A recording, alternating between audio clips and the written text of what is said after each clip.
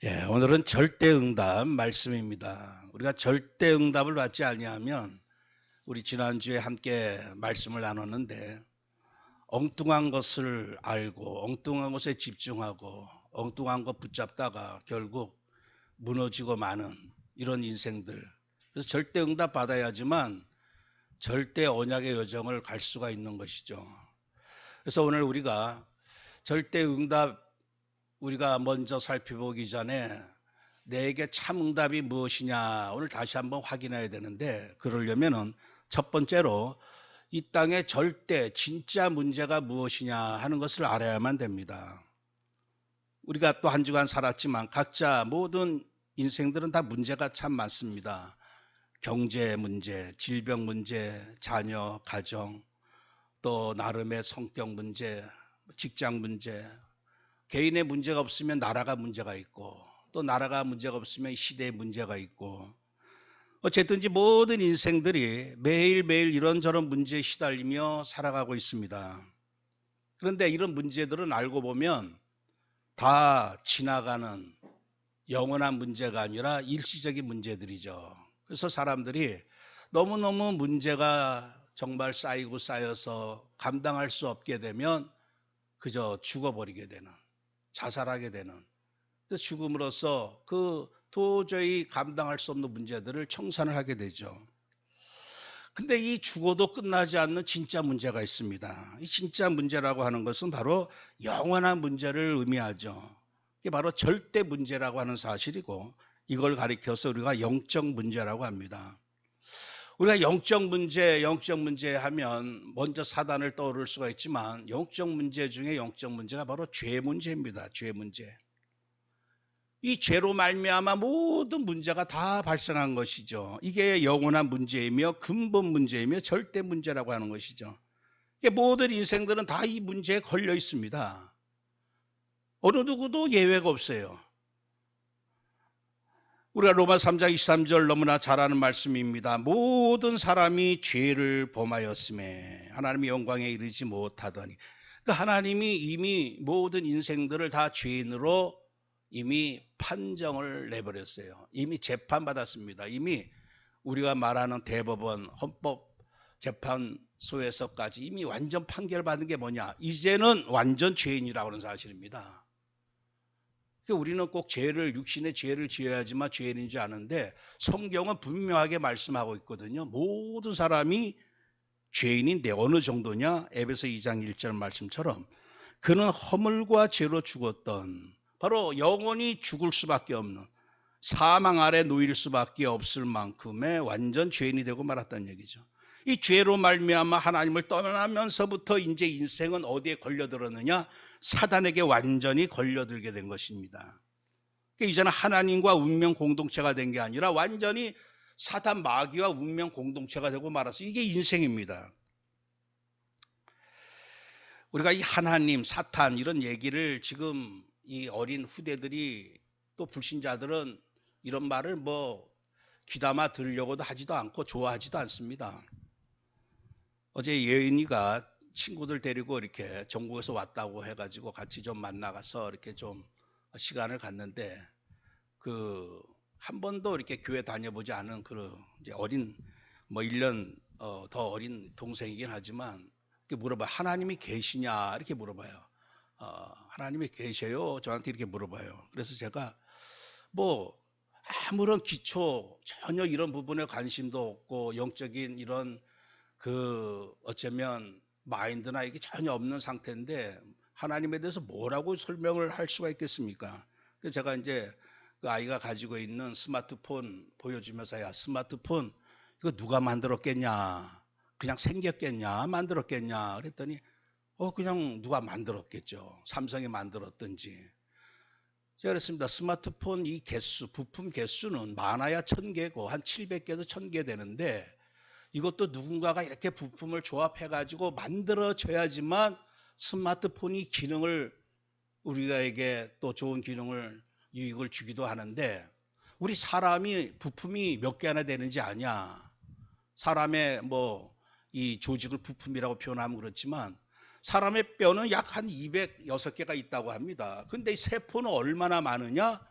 약 37조 개가 있다고 합니다. 뭐 억개, 만개, 뭐 천억 개, 뭐 1조가 아니라 37조 개의 세포로 우리 인간이 조직되어 있어요.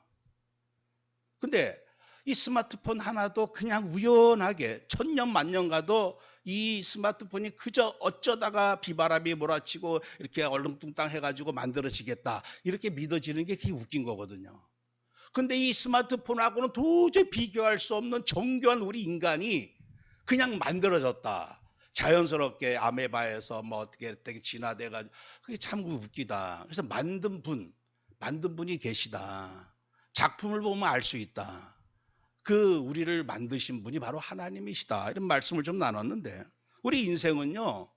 결국 우리 인생을 흙으로 빚어서 우리에게 생계를 불어넣어 주신 아무것도 없는 우리 무에서 우리를 완전한 인격체로 최고의 존재로 창조해 주신 그 하나님과 떠나면서 모든 문제가 다 발생한 겁니다. 그 떠나게 했던 그 근본 그게 문제가 바로 죄라고 하는 사실이죠. 죄로 말미암아 이제 인생은 이제 누구에게 완전히 매게 되었냐. 이게 인생의 진짜 문제입니다. 사람들은 그렇게 교회를 오래 다녀도 문제만 발생하면 바로 육신적으로 그거를 이해하고 해석을 해버려요. 진짜 문제는 아예 생각도 못합니다. 불신자들은요 아예 그쪽으로는 이거 아예 비밀과 지식이 없기 때문에 아예 생각을 못해요. 100% 육신적으로만 잘했느니 못했느니 그 따지지만 우리 예수 믿는 사람들은 영적인 비밀을 아는 자거든요. 아, 배우 위에 누가 역사하는구나 이것 정도는 알거든요. 우리 인생 문제가 이제 근본 문제가 죄 문제라면 지금 현실 문제 진짜 문제가 바로 마귀라고 하는 사실이죠. 태어나면서부터 마귀에게 속한 자가 되었습니다. 너희는 너희 아비 마귀에게서 났으니 너희 아비의 욕심대로 너희도 행하고자 하느니라. 그래 처음부터 살인한 자요 그 속에 진리가 없으므로 진리에 서지 못하고 거짓을 말할 때마다 제 것으로 말하나니 이는 그가 거짓말쟁이요 거짓의 아비가 되었습니다. 지금 갈수록 많은 사람들 참 나름의 지식 가지고 참말이라 진리라 얘기하지 말고 보면 다 거짓말들이 많습니다. 부처도 거짓말쟁이였고 공자도 나름대로 말은 했지만 우리가 이 참 진리를 놓고 보면 그게 맞는 말이 아니거든요. 지금 사람들이 다 말을 자기 나름대로 옳다고 진실로 진리라 이렇게 말을 하지만 이 새빨간 거짓말들이 너무나 많습니다. 왜 그렇습니까? 이 거짓의 아비의 자식이기 때문에 그렇죠. 그 영이 거짓의 영이 있다 보니까 자기가 원하든 원하지 않든 간에 거짓말을 하며 살아갈 수밖에 없어요. 그러면서 에베소 2장 2절에 그때 너희는 그 가운데서 행하여 이 세상 풍조를 따르고 공중의 권세 잡은 자를 따랐으니 곧 지금 불순종 아들들 가운데서 역사하는 영이라. 그러니까 일생 나의 인생이 뭐냐? 정말 나의 나름대로 부모에게서 태어나서 이래저래 나름대로 의롭게 또 성실하게 신실하게 살아갔지만 알고 봤더니 그게 뭐냐? 이 세상 공중 권세 잡은 자. 이게 각자에게 우리가 지금 시공간을 초월할 그 역사하는 천군 천사의 그 사실을 믿듯이 모든 사람, 모든 나라, 모든 집, 모든 현장을 장악하고 있는 악한 영이 있다는 얘기죠. 아주 조직적으로 움직이고 있습니다.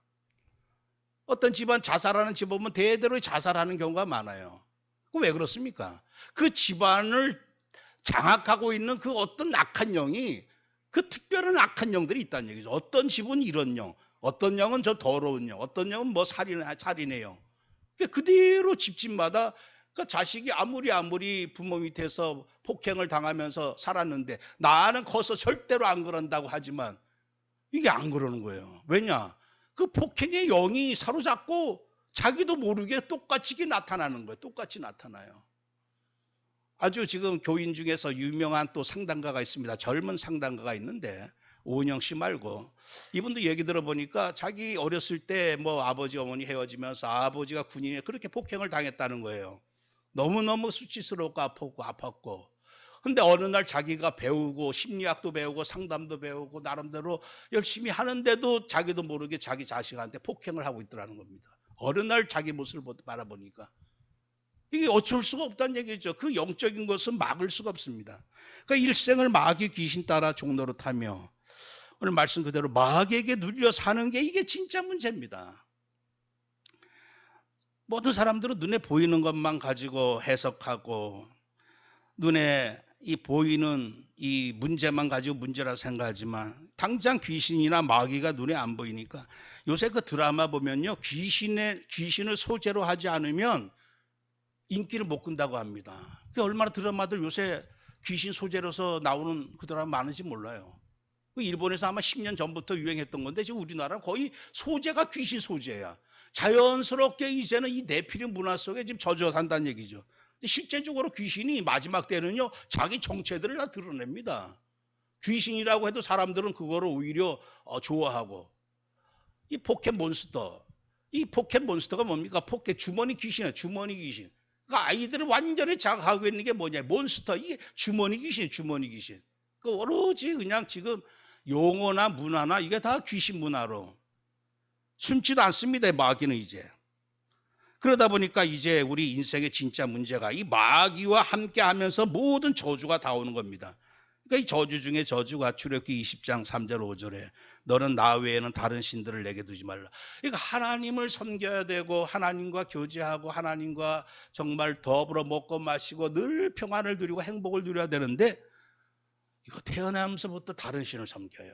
어쩔 수 없이. 불교 문화권에 태어나면 어쩔 수 없이 부처를 섬기고 이슬람 문화권 약 한 15억, 17억 되는 사람들 태어나면서부터 그냥 그 알라를 섬기며 살 수밖에 없는 이 저주거든요, 저주. 저주 중에 저주. 그게 뭡니까? 하나님이 아닌 다른 신을 섬기고 우상을 섬기고 우상에게 엎드려 절하지 말라. 반드시 죄를 갚아줄 것이다.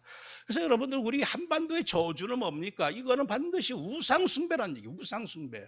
5천여 동안 우상 숭배했던 이 민족을 긍휼히 여겨주셔가지고 선교사를 통해서 또 선교사를 필두로 해가지고 많은 선교사들 희생과 헌신과 순교로 말미암아 이 나라를 살리려고 작정을 하셨는데 또다시 교회가 또다시 우상 숭배하고 그것도 한 해 두 해도 아니고 7년 동안 우상 숭배했어요, 교회가. 7년 동안. 지금 우리 실감을 못해서 그렇죠. 예배 드리기 전에는 꼭 일본 신사 앞에 먼저 절하고 찬양하고 노래하고 그러고 나서 하나님 앞에 예배 드린 게 7년 동안 그 짓거리를 했다는 얘기죠. 지금 77년 지났습니다. 77년 동안. 하나님 반드시. 그래서 우리가 그죠. 왜 이 땅에 저주가 임하는지, 내 나라에 왜 이 저주가, 하나님 왜 빨리 기도 응답 안 해주십니까? 그 이전에 이 정말 저주, 우상숭배에 대한 저주를 아주 뼛속 깊이 이것을 깨닫고 회개해야 되거든요. 한국교회가 살아야지만 대한민국이 삽니다. 저번 주 한기총, 무슨 총회, 한교총하고 통합하는 문제에 있어서 총회에 갔더니만 참, 이게 한국 교회의 어쩌면 실정이구나. 좀 이렇게 안타까운 모습을 좀 봤습니다. 한국 교회. 정말 이 1920여 년경에요. 부흥운동이 일어나가지고 전 세계가 놀랄 만큼 어마어마한 역사가 일어났고 식민지 시대에서도 그 교회 부흥의 역사로 많은 사람들이 소망을 가지고 성령 충만해서 전 세계 살릴 꿈을 가졌던 민족이었는데 지금 어느 정도 힘해졌느냐? 오히려 100여 년 전보다 1920년 100여 년 전 아닙니까? 100여 년 전보다 훨씬 영적으로 완전히 다운돼 있다는 얘기예요. 한국교회가 아무런 힘이 없고. 왜 그렇습니까? 그게 우상 숭배 때문에 그렇습니다. 다른 신 마귀를 섬기며 살다가 저주 중에 저주가 마태복음 25장 41절 왼편에 있는 자들에게 이르시되 저주받은 자들아 나를 떠나 마귀와 그 사자들을 위하여 예비된 영원한 불에 들어가라. 지금 사람들이요 교회 다녀도 어떤 그 축복에 그 어떤 성공에 이런 메시지를 참 듣기를 원하십니다. 그러다 보니까 이 교회 안에서 참된 어쩌면 심판, 하나님의 심판, 진노, 저주 이런 부분에 관한 메시지조차를 싫어하는 거예요. 왜냐? 지금 뭔가 이렇게 나름대로 지금 전 세계도 좀 잘 살려고 하는 분위기고 이렇게 저렇게 이런 세상에서 왜 성경에서 많은 말이 있는데 저주 말을 하느냐? 근데 우리가 이 절대 죄 문제, 절대 흑암, 절대 저주 문제를 다루지 않으면요, 진짜 응답을 놓친다는 얘기예요. 이게 문제가 그겁니다. 의사들은요, 정확한 문제를 알고 정확한 치료법을 아는 자들이 전문가예요. 근데 우리 보통 사람들은 몰라요. 그냥 왜 왔는지도 모르고 적당히 소화제 먹으면, 암에 걸린 사람이 소화제 먹으면 되는 줄 알고. 왜 그렇습니까? 이 진단을 못해서 그래요. 진단을. 오늘 정말 우리가 받을 응답이 절대 응답인데, 내가 일생 절대 응답 받고 절대 여정 가려면요, 진짜 문제를 알아야지만 나도 이 응답 받고 다른 사람도 이 응답을 함께 누릴 수가 있다고 하는 사실이죠. 아담이 하나님을 떠나는 순간 하나님이 분명히 말씀했습니다. 내가 너에게 먹지 말라 한 나무의 열매를 먹었은즉 땅은 너로 말미암아 저주를 받고. 그래서 이미 이 땅이 아담의 그 죄악으로 말미암아 저주의 땅이 되어버린, 이게 지금 우리 축복의 땅인 양 생각하지만 원래 하나님이신 행복한 축복의 땅 에덴 동산은요, 상상을 초월할 복의 땅이었습니다. 하나님께 이렇게 심판받아도 지금 이렇게 아름다운 이 세상인데, 정말 그 에덴 동산 얼마나 화려하고 아름답고 축복의 땅이었겠습니까? 오늘 이 저주 문제를 무슨 답으로 해결할 수 있느냐? 두 번째로, 그래서 우리가 절대 해답을 알아야 됩니다. 인생의 절대 해답은 뭐냐? 이 죄에서 구원받는 거예요. 죄에서 구원받는 거. 문제가 절대 문제가 죄 문제라고 할 것 같으면 진짜 우리 인생의 진짜 답은 뭐냐? 이 죄에서 구원받는 건데, 그것을 마태복음 1장 21절에는 분명하게 알려주고 계시죠. 아들을 낳으리니 이름을 예수라 하라. 이는 그가 자기 백성을 그들의 죄에서 구원할 자이심이라. 여러분들, 이 죄를 인식하지 못하면 하나님, 나는 빨리 행복하기를 원합니다. 그래서 행복의 조건들을 여러 가지로 따져요. 네, 나도 잘 되고 내 자녀 잘 되고 가정 잘 되고 뭐 여러 가지, 이러면 나는 행복하겠습니다 라고 생각하지만, 신명기 33장 29절에는 모세가 40년 동안 이스라엘 백성들을 애굽에서 해방시키고 가나안 땅 입구까지 인도해낸 후에 마지막 유언을 남긴 말이 뭡니까? 이스라엘이여, 너는 행복한 사람이로다. 너같이 여호와의 구원을 받은 백성이 누구냐? 그 지구상에서 가장 응답 중에 응답, 복 중에 복이 뭐냐? 그게 구원의 복이라고 하는 사실입니다. 하나님은 모든 인생들이 어떠한 상황이나 어떠한 처지에서도 원망하거나 불평하거나 염려하거나 낙심하지 않아도 될 만한 절대의 은혜와 축복인 바로 구원의 이 답을 주신 겁니다. 그러니까 이 하나님을 떠난 이 죄로 말미암아 하나님을 떠나서 마귀 섬기는 이 저주의 삶이 얼마나 끔찍하다고 하는 것을 모르니까, 당신 예수 믿으면 구원받습니다 이 말을 하면, 아니 구원 받아야 뭐해?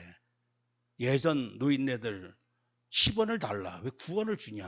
뭐 농담 삼아 아주 농담거리를 여기기도 하고. 지금도 많은 사람 아마 전 세계 70억 인구요, 구원에 관한 말을 하면요, 구원 말고 지금 당장 내가 뭐가 필요하니까 당장 이 공과금 낼 돈만 달라고, 그렇게 말할 사람 너무나 많습니다. 당장 내 집안의 이 문제만 해결해 달라고. 구원이 무슨 필요가 있냐? 롯의 사이들처럼 농담으로 여기고, 그러다가 어느 날 소돔 고모라 성에 유황불이 그냥 비워도 쏟아지는 그날이 반드시 오거든요. 그러니까 이것을 성경 말씀 그대로, 주님 하신 그대로, 왼편에 있는 자들아 나를 떠나서 영원히 마귀와 사자들을 위하여 예비된 영원한 불에 들어가라. 그 저주 심판이 얼마나 무섭고도 떨리다고 하는 것을 진정 안다면, 하나님 나를 여기서 구원해 주옵소서. 호산나, 지금 나를 구원해 주옵소서. 이 구원의 은혜가 얼마나 간절한 은혜입니까? 그랬더니 이스라엘 백성들, 예수님 예루살렘성 예수상에서 다른 말 하지 않고 지금 구원해 주옵소서. 그나마 그 사람들은 이 영적 비밀을 알았던 사람들이었기 때문에 4000년 동안 간절히 원했던 게 뭐냐? 우리를 지금 구원해 주옵소서. 근데 이방인들은 그런 거 없습니다. 구원도 모르고 하나님도 모르고 언약도 없고 소망도 없고. 오늘 우리에게 답은 그래서 이 하나님과 다시 함께하는, 오늘 말씀에도 이는 하나님이 함께 하셨습니다. 그래서 다시 한번 우리 인생에게 하나님과 함께하는 기회가 주어진다면 그것처럼 축복이 어디 있겠습니까? 인생의 행복을 해서 구원받고 죄에서 구원받고 다시금 하나님과 사이에 가로막혔던 장벽이 무너지고 하나님과 함께하는 것인데, 참으로 우리 인생은 그래요. 결국 누구와 함께하느냐에 따라서 불행하기도 하고 행복하기도 한데, 행복을 주는 그분과 함께하면 행복한 것이고 불행을 가져다 주는 자와 함께하면 불행한 것입니다. 그래서 내가 지금 불행하다, 뭔가 행복하지 못하다 느끼시는 분들은 어떤 조건 때문에 불행하다고 생각하면 안 된다는 얘기예요. 하나님과 함께함으로 행복할 수 있는 그 은혜를 이미 받았는데 내가 하나님과 함께하지 못하는 건 아닌가, 이걸 진단해 봐야 된다고 하는 사실이죠.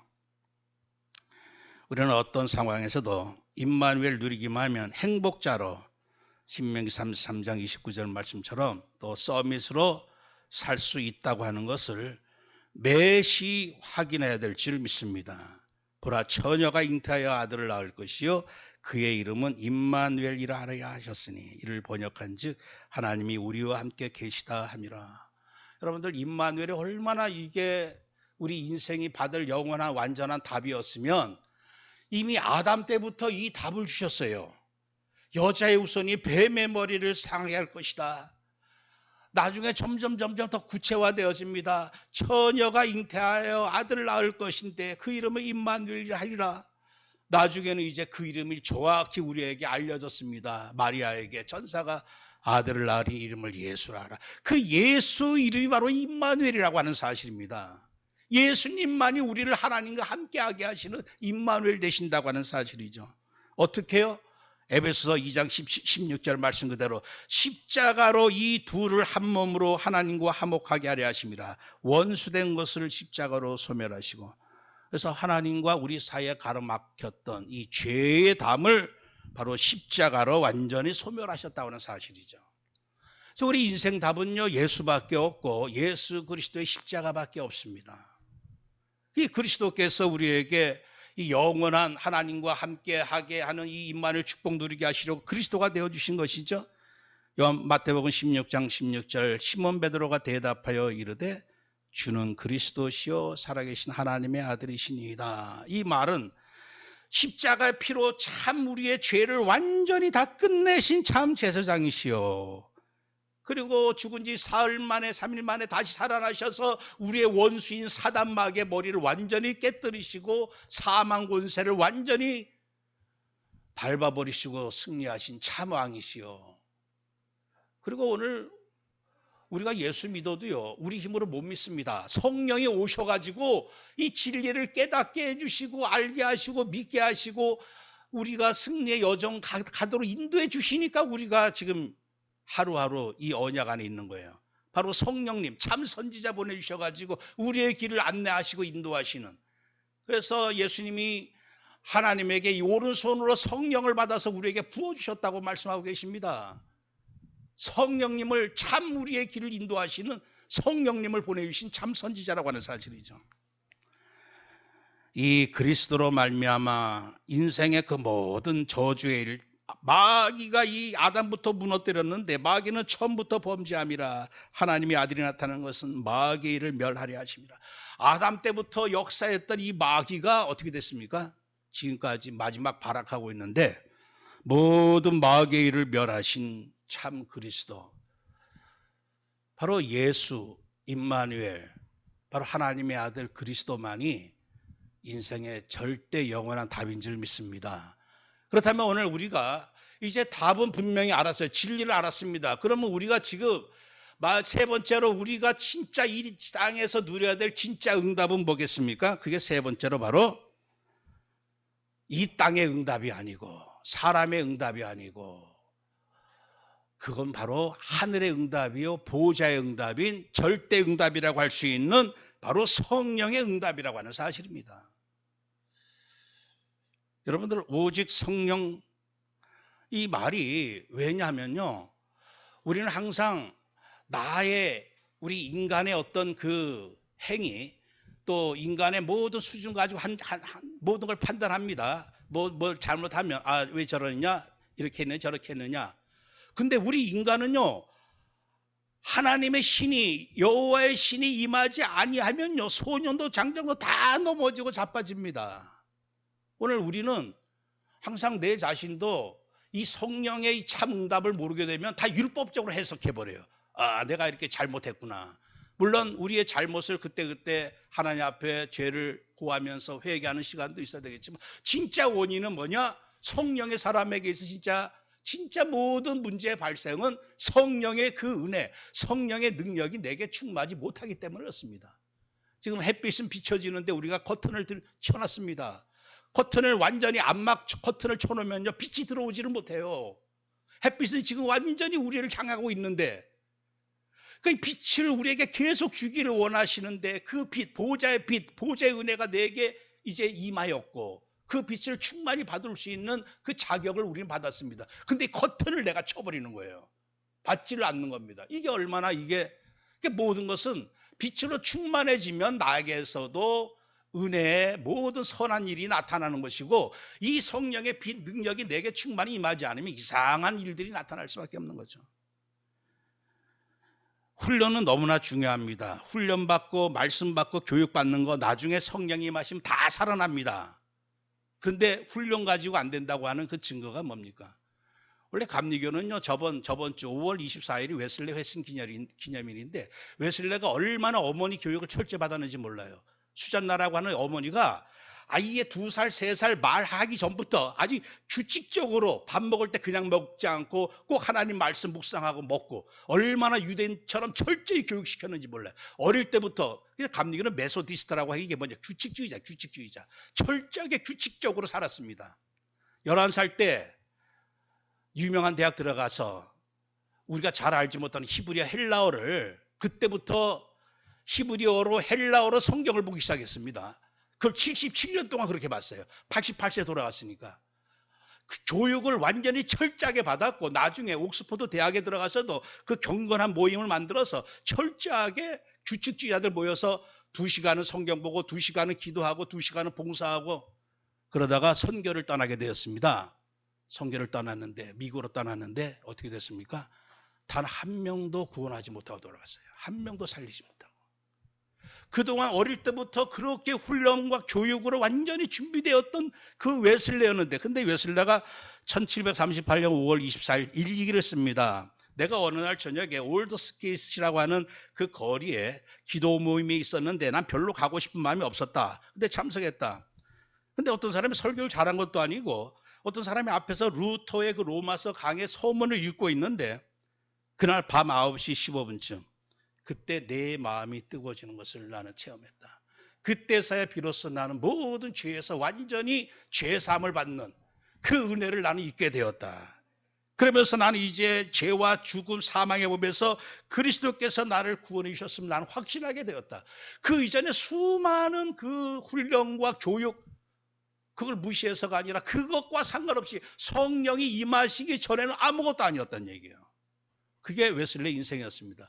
그 날로부터 시작해가지고 40년 동안 영국 거리가요. 내 집 걸로 한 집이 술집이었고 창녀촌이었고 완전히 고아들 투성이었고 그 영국 사회가 40년 만에 완전히 뒤바뀌어지고 말았습니다. 그 시대에 18세기에 하나님이 웨슬리를 사용하셨다면 이제 19세기에 루디를 사용하시고 지금 오늘 또 다락방을 사용하시는데 예수님 제자들 3년 동안 훈련받았어요. 근데 그게 전혀 마지막 위기 때는 아무런 효력도 나타나지 못하고 도망가 버리는 신세가 되고 말았습니다.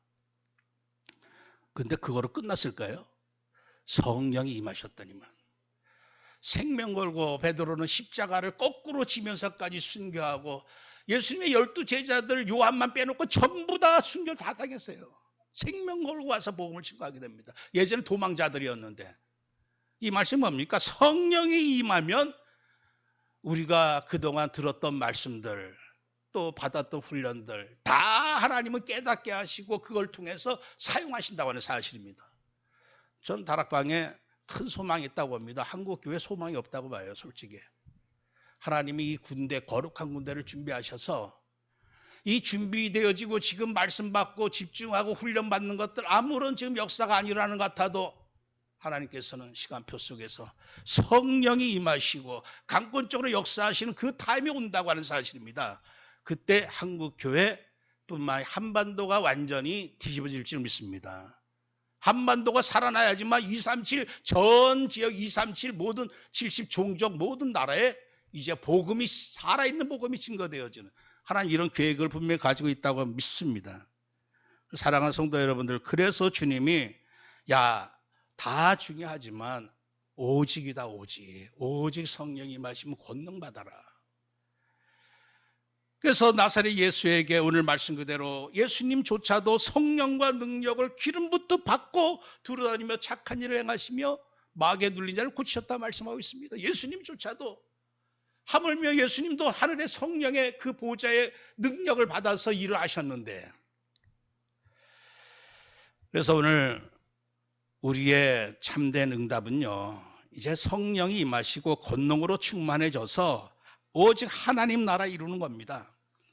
오늘 말씀 그대로 두루 다니시며 선한 일을 행하시고 마귀에 눌린 모든 사람을 고치셨으니, 여러분들, 우리는 진짜 현장의 문제를 해결해 줄 자예요. 즉 가정이고 개인이고 다 어디에 묶여 있습니까? 흑암에 묶여 있어요. 근데 이 문제를 해결해 줄 자가 없어요. 하나님이 우리 전도자들 준비하신 줄 믿습니다. 진짜 착한 일이 뭡니까? 두루 다니며 흑암에 묶인 자들을 해방시키는 거예요. 그러려면은 마태복음 12장 28절, 그러나 내가 하나님의 성령을 힘입어 귀신을 쫓아내는 것이면 하나님 나라가 이미 너희에게 임하였느니라. 그래서 우리의 참 응답은 진정으로 오직 이제 답은 알았어요. 예수 그리스도 임마누엘 하나님과 함께하는 게 인생의 참 답이요 진리라고 하는 거 알았어요. 근데 그 답을 진짜 내게 답이 되게 하시고 이 답을 누리게 하시는 참 응답이 뭐냐? 그게 바로 성령이 임하시는 거라니. 성령이 임하시는 거예요.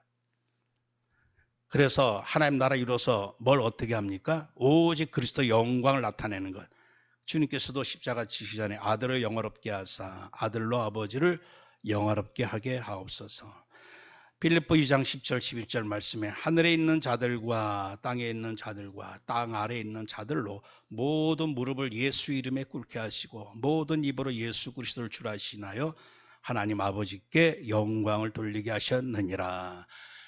그러니까 우리는 이제 성령 권능 받고 이 그리스도 이 답을 가지고 모든 흑암의 세력을 내어쫓고 그리스도 깃발을 꽂음으로 그리스도의 나라 그리스도의 교회를 회복함으로 그리스도의 영광 돌리는 것. 이게 우리 인생의 참 응답인 줄 믿습니다. 내 가정, 우상 숭배하던 내 가정을 완전히 우상의 진을 완전히 깨뜨려버리고 그리스도 교회로 하나님 나라로 회복하는 것. 이게 우리가 해야 할 일이고 이게 진짜 응답이란 얘기죠. 한반도의 진짜 응답은 뭡니까? 저 북한에 2,500만 명 우상, 저는 반드시 우리 다락방을 통해서 2,500만 명이 지금 그냥 집집마다 공장마다 학교마다 완전히 섬기고 있는 우상을 완전히 깨뜨려버리는 거 다락방을 통해서 이루실 줄 믿습니다. 이게 우리 한반도의 진짜 응답이에요. 이것을 누가 합니까? 정치인이 해요? 누가 하겠습니까? 이제 마지막으로 이 분명한 응답을 우리는 놓고 이제 그 응답 받고 응답을 가지고 이제 이 여정 걸어가는데 이게 절대 여정이라고 하는 사실이죠. 절대 여정. 어떻게 하면 이 여정 결국 정복자의 여정으로 마칠 수가 있겠습니까? 결국 말씀밖에 없습니다. 내가 여호와의 율법을 즐거워하여 그의 율법을 주야로 묵상하는도다. 이게 복 있는 사람인데 여러분들 여호와의 율법은 뭡니까? 하나님의 법, 의의 법. 이게 법이 뭡니까? 바로 십자가의 법, 성령의 법입니다. 로마서 8장 2절에 이는 그리스도 예수 안에 있는 생명의 성령의 법이 죄와 사망의 법에서 너를 해방하였습니다. 우린 단순히 율법이라고 생각하면 하나님 말씀 십계명 이런 거구나. 근데 그 하나님의 법의 핵심은 뭐냐? 죄와 사망의 법에서 해방시켜 주시는 바로 생명의 법, 성령의 법, 바로 그리스도 십자가 법을 의미합니다. 날마다 묵상하며. 그래야지만 우리는 이 여정을 중간에 정말 우리가 쓰러지지 않고 끝까지 인내하면서 승리하게 될 줄 믿습니다. 하나님의 말씀과 기도로 거룩하여짐이라.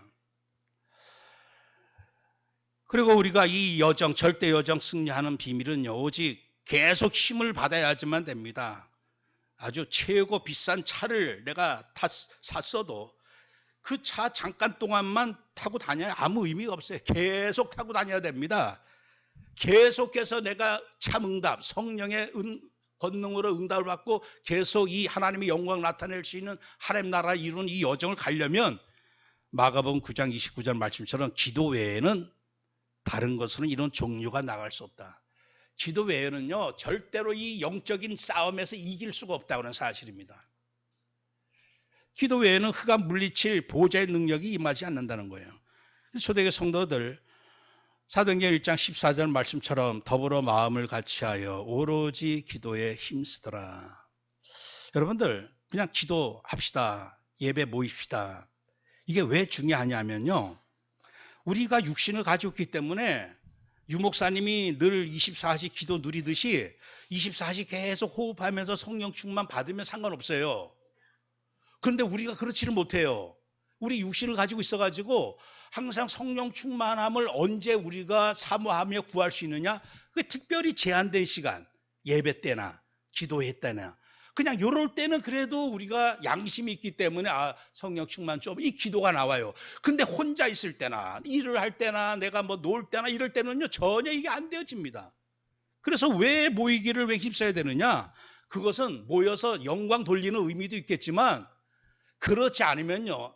내가 이 수원지에 있는 물을 내게 끌어들이려면 끌어들일 수 있는 그 시스템이 있어야지만 됩니다. 내가 예배, 말씀 보는 시간, 기도 시간 없으면 이 성령의 권능을 내게 임하게 하는 이걸 차단해버려요. 없어집니다. 그게 문제라고 하는 사실이에요.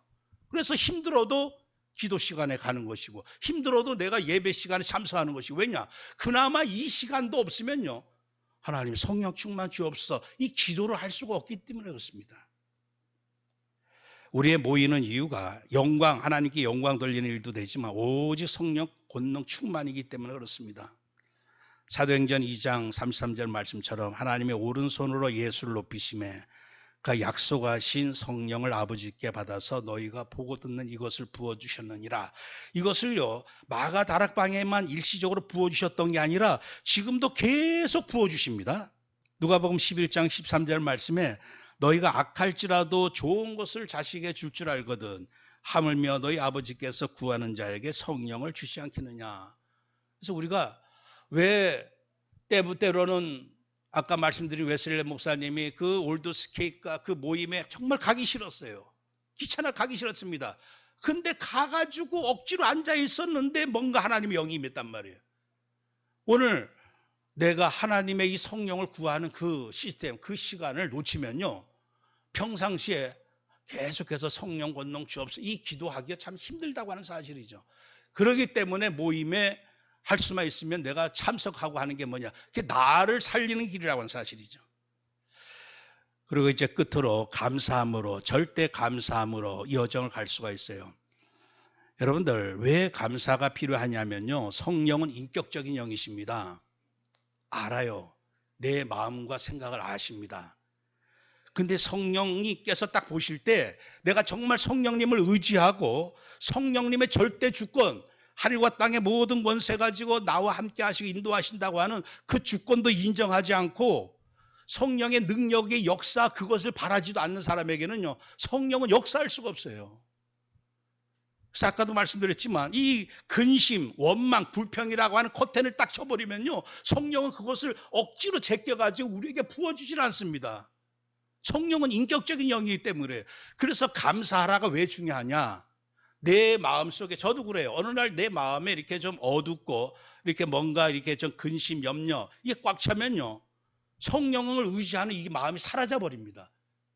그게 감사가 왜 중요하냐. 하나님 지금 부족하고 힘들고 앞이 보이지 않아도 감사합니다. 이 말은 뭐냐. 절대 주권을 믿고 감사하는 거예요. 그럴 때 성령께서 우리의 심령을 보시고 인격적으로 성령님을 인정해 주시기 때문에 임하시고 역사하신다는 사실이죠.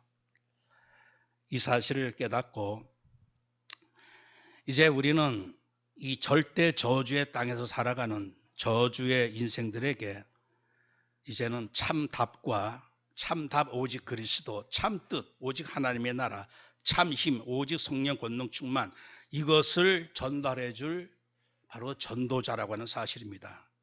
그렇기 때문에 한 주간 동안도 정말 이 계속해서 성령의 이 임하심, 능력의 충만하심, 이게 참 응답인데 이것을 지속적으로 받기 위해서 나의 말씀, 나의 기도 시간, 내가 하루 마치고 감사할 수 있는 시간, 그 시스템을 회복해 하셔야 될 줄 믿습니다. 그러면 이 한 주간 동안도 지속으로 계속 시간 가면 갈수록 그 영으로 능력으로 충만해져서 결국은 나그네가 순례자로, 순례자가 정복자의 그 응답을 받는 여정 될 줄 믿습니다. 오늘 여러분들 오늘부터 한 주간 또 생활하시면서 사도행전 10장 38절 이 말씀을 가지고 기도하면서 한 주간 승리하시길 바랍니다. 저는 늘 사도행전 10장 38절 말씀을 항상 저에게 이렇게 적용시켜서 항상 기도합니다. 마지막 제가 요 써놓은 그 구절 우리 함께 나의 기도다 생각하시고 함께 봉독하시고 이 고백을 한 주간 내내 하심으로 이게 우리 한 주간의 기도마 되어지고 일생의 기도마 되어진다면 우리도 주님처럼 정말 성령 능력 기름 붓고 받아서 두루다니며 정말 착한 일 선한 일을 행하게 되고 마귀에 눌린 자를 해방시키는 전도의 여정 가게 될 줄 믿습니다.